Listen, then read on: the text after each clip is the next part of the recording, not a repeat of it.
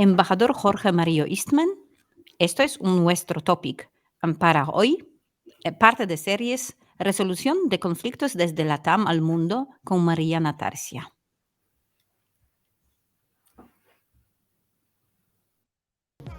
Bienvenidos al podcast y show Abogados y Mediadores Internacional de instantmediations.com, donde discutimos temas de derecho y resolución de conflictos para educar tanto a los profesionales como al público en general. Vea episodios regulares en YouTube, la aplicación de Instant Mediations y en cualquier lugar donde obtenga sus podcasts. Solo recuerde que nada en estos programas constituye asesoría legal, así que asegúrese de hablar con un abogado, ya que los casos dependen de los hechos. Hola, buenas tardes, buenos días. Mi nombre es Natalia Ołowska-Czajka. Vivo y trabajo en Varsovia, Polonia, como mediadora y abogada. Hola Natalia, ¿cómo estás? Mi nombre es Mariana Tarsia, soy directora de Grupo Negociar, especialista en resolución de conflictos y mediadora en Argentina. Y me gustaría presentarles en el programa de hoy, tenemos el honor de tener un invitado muy especial, el embajador Jorge Mario Eastman, que es el embajador de Colombia ante la Santa Sede. Hola Jorge Mario, ¿cómo estás? Muchísimas gracias por estar hoy acá con nosotros. Mariana, qué gusto saludarte de nuevo, vieja amiga de muchos años, y a Natalia también un gran saludo muy especial. Encantado. Bueno, muchísimas gracias. Bueno, decidimos no protocolarizar tanto esta conversación, así que vamos a obviar la parte de embajador, como habíamos estado comentando con Jorge Mario. Nos gustaría comentarle a nuestro público por qué invitamos hoy a Jorge Mario. Vamos a hablar sobre el tema, un tema muy importante sobre cultura de paz, y Jorge Mario tiene una larga trayectoria profesional en este tema, siempre ligada a la resolución pacífica de controversias, siempre ligada al diálogo y siempre esforzándose por obtener soluciones negociadas en momentos más críticos. Por ejemplo, Jorge Mario fue una figura clave en las negociaciones de paz de Colombia con las FARC y el Ejército de Liberación Nacional. También, bueno, cumplió varias funciones dentro de distintas administraciones, pero una que me gustaría destacar es que fue alto comisionado de la paz, que justamente tiene tanto que ver con este tema que estamos tratando hoy.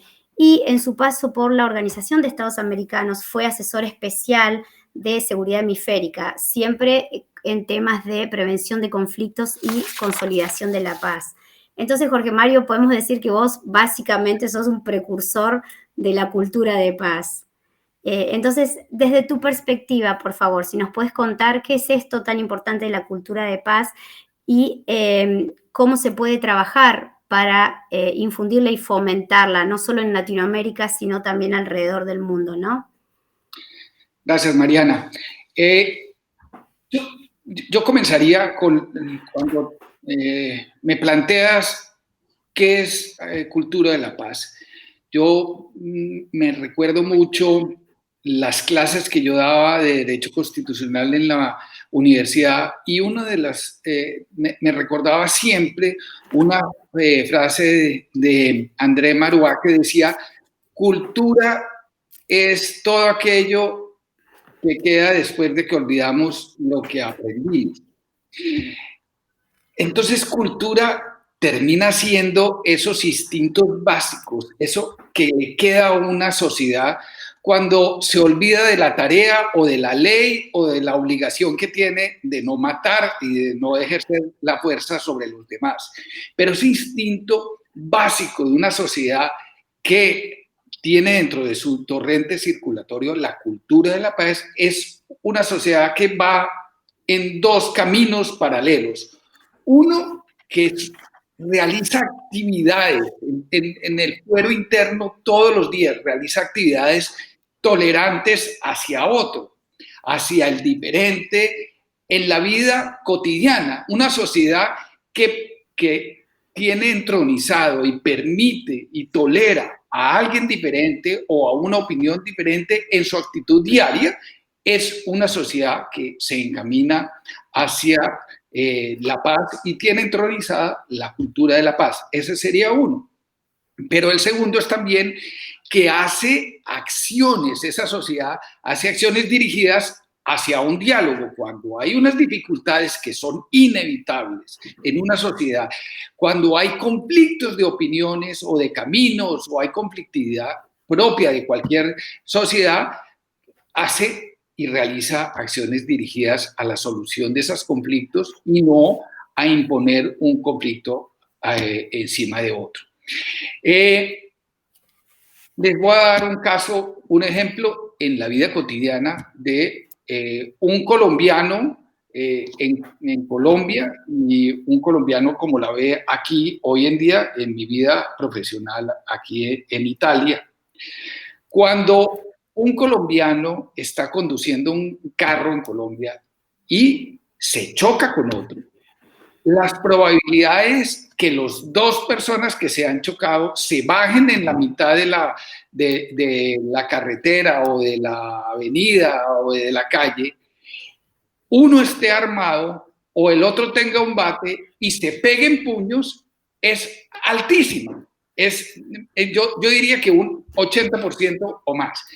Entonces, ¿qué es lo que pasa? Es una sociedad que sus instintos básicos, las actitudes son a sobreponerse al demás. Entonces, la conflictividad es el primer recurso que lleva un colombiano en un tema tan cotidiano y tan menor como un choque entre dos automóviles. Voy a poner el caso de un italiano como lo veo yo acá. Acá se chocan dos personas en cualquiera de las avenidas que me quedan aquí cerca y las personas se bajan igual, pero se gritan y exclaman y hacen un juicio y uno le dice al otro que no sé qué. Se gritan, se vuelven a subir a su carro y ya se tomaron el teléfono del seguro y resolvieron el problema y no hubo una intermediación de actos violentos en la mayoría de los casos. Entonces, ahí es donde ve uno una cultura, por alguna razón, que se ha encaminado hacia unas actitudes más tolerantes cuando hay una diferencia o una situación de crisis frente a una cultura donde está más permeada el uso de la fuerza o la violencia. Entonces, esos dos ejemplos nos dicen qué es cultura. Entonces, cuando decimos cultura de la paz, no es que la sociedad tenga clases o que tenga en la universidad le dicten a uno una cátedra que le diga cómo es la cultura de la paz. Todo eso está bien, pero en el fondo lo que necesitamos en cualquier sociedad, sea la argentina, la colombiana, la polaca, es que esos instintos básicos de la sociedad estén encaminados hacia la resolución del conflicto o hacia acciones positivas frente a la persona diferente. Ahí es donde yo veo una cultura de cuando una sociedad es más permeable a la cultura de la paz y cuando no. Ahora bien, esa pregunta debe llevarnos a una segunda. ¿Y por qué Latinoamérica en particular se ha vuelto una sociedad más intolerante y por qué eso lo podemos medir estadísticamente con los niveles de violencia o los niveles de homicidios por 100.000 habitantes comparados? Latinoamérica con Europa o Latinoamérica con Asia. Yo diría que aunque toda la historia no esté totalmente definida por lo que les voy a decir, sí creo que en el caso latinoamericano actual tiene que ver mucho con cómo se ha permeado la cultura de la ilegalidad, sobre todo por la presencia de narcotráfico en todas nuestras sociedades, bien sea, digamos, en el caso de Colombia, donde hay grandes mafias que han permeado la sociedad en las últimas 3 o 4 décadas, 40 años de presencia del narcotráfico en la vida, hay veces en algunos momentos mucho más abierta y su conflicto con la democracia ha sido sangriento, doloroso para nuestra sociedad, ha sido una cultura, una violencia que se nos ha llevado muchos dirigentes políticos, muchos jueces, personas, muchos policías, muchos militares. Pero también, no solamente en el caso colombiano, también ha llegado a países que al parecer estaban excluidos de la presencia del narcotráfico, como Argentina. Hoy en día son rutas de narcotráfico, hay presencia de lavado de activos allá. Entonces hay una cultura de la ilegalidad que va poquito a poco permeando instituciones, va fracturando la confianza de la sociedad. Y creo que eso es uno de los problemas que estamos teniendo en general en Latinoamérica en los últimos 30 o 40 años, en mayor o menor grado, esa presencia de la ilegalidad, del narcotráfico particularmente. También lo puede uno ver en zonas aquí en Italia donde ha habido mafias muy importantes y donde uno ve esas mismas características que ve uno mucho más, regadas en el caso latinoamericano. Y qué bonito escuchar de todo eso. Yo no viniendo de América Latina, lo escucho con mucha curiosidad y mucha esperanza también, porque viviendo en Europa se solamente oye un poco de lo que pasa, pero como yo lo escucho ahora, si se trata de una cultura de paz, se trata también de formación, como yo lo entiendo. Se trata de la cultura que se puede introducir desde hace cuando alguien esté un niño, que hay que aumentar después durante toda la educación. Pero, ¿cuáles entonces son los métodos para introducirlo, para empujarlo, para mostrar? Qué bueno puede servirlo para toda la sociedad y para los individuos. Entonces, para las personas, ¿en qué manera puede servirlo? Sí.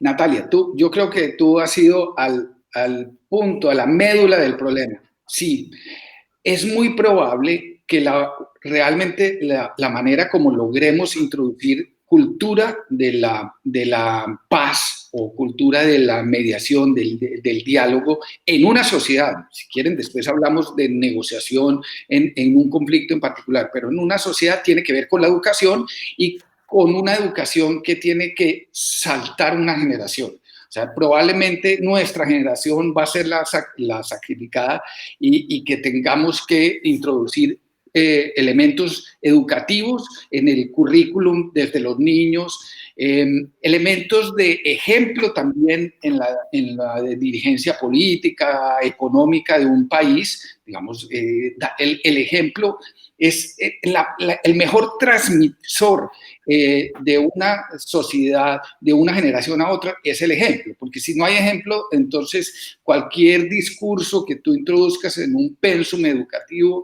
no va a valer. Y por último, yo diría que toca repensar también cómo utilizar eso que se nos está volviendo un problema, como las redes sociales, cómo poder hacer un jiu-jitsu, un ejercicio de utilizar la fuerza de las redes sociales, utilizar esa misma fuerza para que las redes sociales se vuelvan un buen transmisor de elementos de cultura, de la tolerancia y de acciones de la tolerancia. Cómo lograr que por ejemplo, los grandes seguidores de Twitter, de personas de Instagram, esos que son tuiteros, los followers, los que mis niñas siguen, sean personas que sean de ejemplos de tolerancia, de cultura de paz, que dentro de las cosas divertidas que hacen o esos shows que hacen, también tengan elementos de aprendizaje sobre tolerancia, paz, diálogo. Y desde luego, en la educación de unos niños hay que enseñar cómo son esas herramientas de cuando hay momentos de dolor, de rabia, cómo expresarlas y cómo recibirlas, si uno es el receptor de esa rabia, y cómo sentarse a tramitarlas. Y ahí hay pues un proceso de muchos años, en un proceso educativo. Sí, como vos decías, tan interesante el fomento a través de la educación, de la cooperación, de esto de los valores fundamentales, ¿no? Como la tolerancia y el respeto mutuo al que te estás refiriendo. Jorge Mario, volviendo al tema que vos estás tocando de Latinoamérica y especialmente de Colombia. La buena noticia es que Colombia está haciendo un trabajo excelente, Natalia, en la mediación de policía ya hace un tiempo. Colombia es un estado unitario, a diferencia de Argentina, por ejemplo, que es federal y las provincias tienen su autonomía. Colombia, por ejemplo, tiene una policía que es, corregime si me equivoco, Jorge Mario, por favor, que es a nivel nacional. Y están entrenando arduamente en esto de la mediación de policía, justamente para tener una resolución más pacífica de controversias que puedan surgir a todo nivel. Y hay países que la están siguiendo en este ámbito, así que eso también es algo muy interesante para tener en cuenta que se está manifestando a nivel nacional e internacional en estos momentos. Sí, Colombia tiene unas particularidades en su historia reciente que hace que es un laboratorio muy interesante de política pública en materia de relacionamiento entre las autoridades de la fuerza, policía o fuerzas armadas, y el ciudadano. ¿Por qué? En el caso colombiano, por el hecho de que en los últimos 50 años hemos tenido y todavía tenemos activas algunos grupos de guerrilla comunista digamos, en algunas partes del país, que se ha nutrido desgraciadamente de esa presencia de narcotráfico y que utiliza el narcotráfico como fuente de recursos. Entonces hay una mezcla explosiva de grupos comunistas con narcotráfico y todo eso, y eso cada vez ha permeado más en las bandas urbanas de muchachos jóvenes que comienzan a también tratar de regular la sociedad en sus pequeños barrios. Entonces, toda esa mezcla ha hecho que nuestra policía en los últimos 50 años se tuvo que especializar en combate armado, en combate combate en selva, combate con fusiles, y fue perdiendo cada vez la esencia de lo que debería ser digamos, como su esqueleto, que es la intermediación con el ciudadano, tramitar el problema de la madre, del anciano que está cruzando la calle, del pequeño robo. Entonces, estamos tratando de reeducar y reentrenar esa policía a tener también habilidades de conversar y de encontrar en el ciudadano una especie de persona a la que tiene que respetar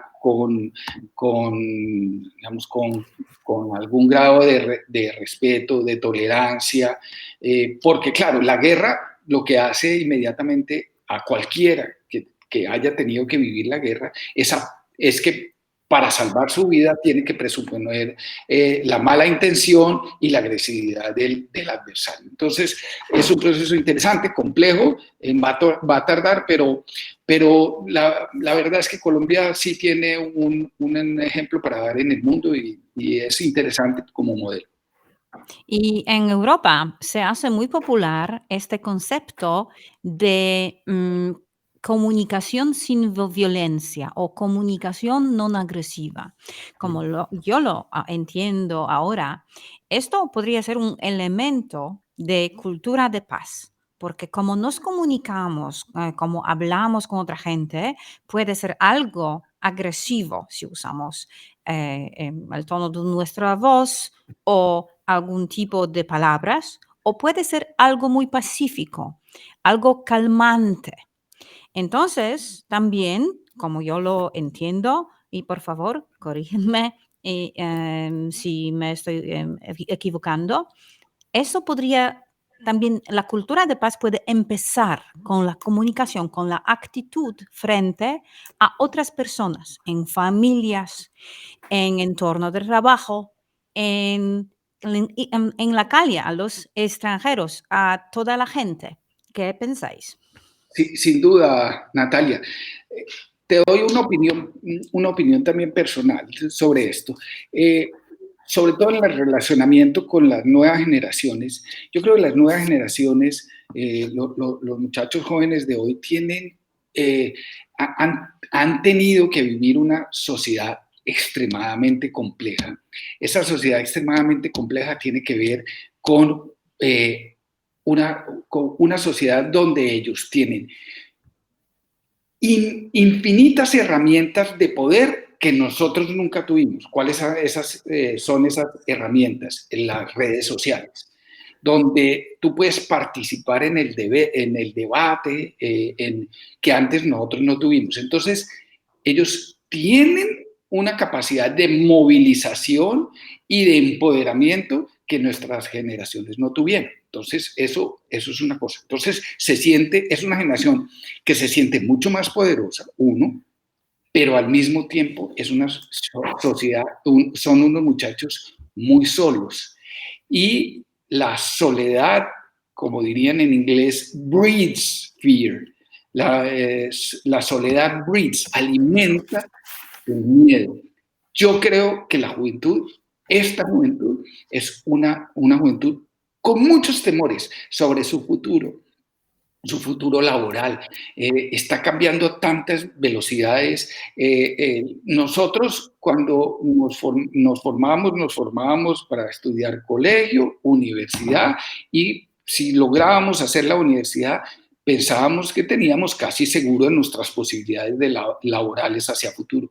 Estos muchachos están viendo todos los días que el Artificial Intelligence está cambiando totalmente las perspectivas de futuro, que las tareas laborales ya no son las mismas, que las universidades vienen cerrándose en los últimos 2 años por la pandemia y por otras razones, y ahora son telemáticas. Entonces, hay una enorme sensación de miedo. Y ese miedo alimentado con poder, ¿cómo se está expresando? Se está expresando en las calles, en la angustia.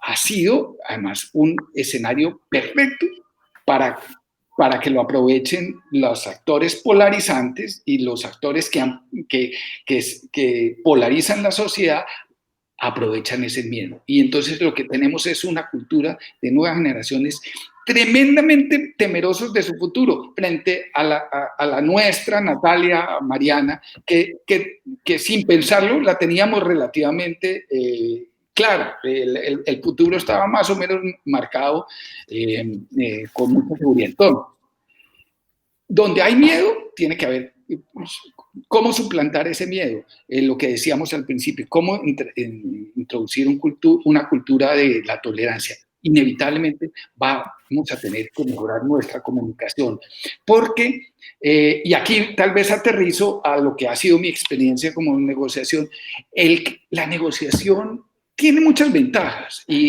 pero probablemente la más importante de todas es que un buen negociador termina siendo un negociador que oye y que escucha.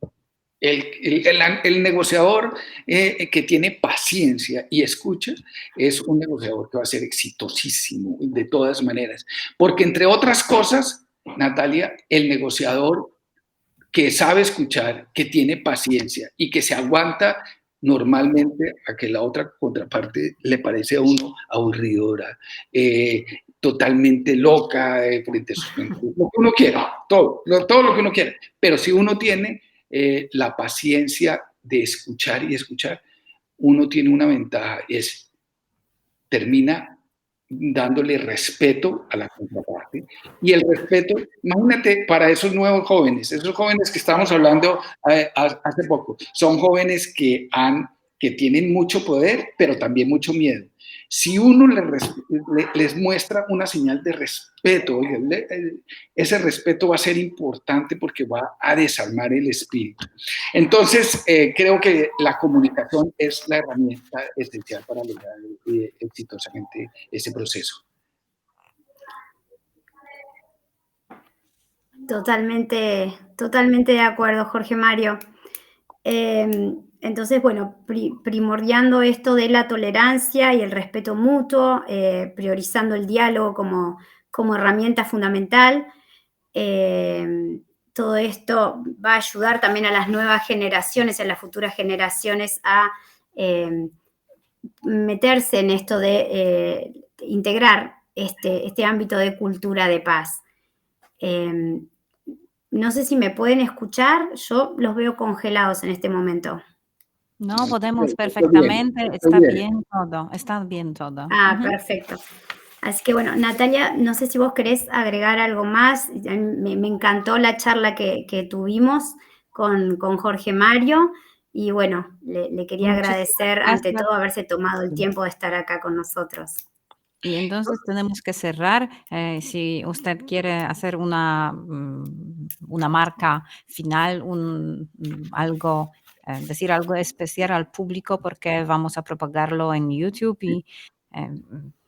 No, creo que de todas maneras, si uno ve el diálogo como un elemento binario, o sea, como un opuesto al uso de la fuerza, yo creo que a veces son complementarios. O sea, porque en una democracia lo que no podemos es descartar el uso de la fuerza en el sentido de que la convivencia exige también que haya unas normas que se respeten y que haya una policía que ejerza el orden y que haya unas autoridades que protejan la vida y los bienes de los ciudadanos. O sea, no, porque siempre a mí me terminan preguntando, ¿y es viable negociar con terroristas como me ha tocado a mí? Yo creo que la mayor de las veces es viable negociar hasta con terroristas, porque la calificación política, primero, en la historia, siempre las sociedades y las democracias han terminado dialogando de alguna manera con aquellos que ejercen la fuerza desde adentro. Pero Voltaire decía una cosa que siempre me ha causado particular importancia, y es que una sociedad debe ser tolerante, pero el límite de esa tolerancia es los intolerantes. O sea, una sociedad sí debe hacer lo posible por promocionar la tolerancia, pero no debe tenerle miedo a los intolerantes. Los intolerantes sí no caben en una sociedad democrática, porque la esencia de la democracia sí es un sistema político que decide convivir con su adversario. Esa es la esencia de la democracia. Otros sistemas políticos autocráticos, ¿no?, decide que lo que son los adversarios deben morir o deben ser expulsados o lo que sea. Pero las democracias deciden, oiga, yo voy a vivir con mi adversario democráticamente, cada tanto elegimos un presidente, unos gobiernos locales o algo para dirigirnos y que sea la persona que toma las decisiones de la policía, de quién está violando el orden, etc. Pero en la esencia de todo esto está que el diálogo siempre debe ser el mecanismo, digamos, que enseñemos a la sociedad, pero ojo, eso no quiere decir que frente a los intolerantes nosotros tengamos que someternos. La intolerancia debe ser algo que la sociedad rechace como sociedad. A los intolerantes, los que usan la violencia, sí deben ser rechazados como sociedad, que eso también es un mecanismo que le permite al negociador, si en algún momento tiene que tomar una decisión de dialogar por alguna razón que sea. Normalmente es porque uno considera que hay un bien superior que quiera proteger la vida de las personas o algo. Si hay esa decisión de dialogar hasta con un extremista o un terrorista, sea porque hay un bien superior como el de la defensa de la vida y que considere uno que el diálogo es más importante para proteger ese valor que el no diálogo, ¿sí?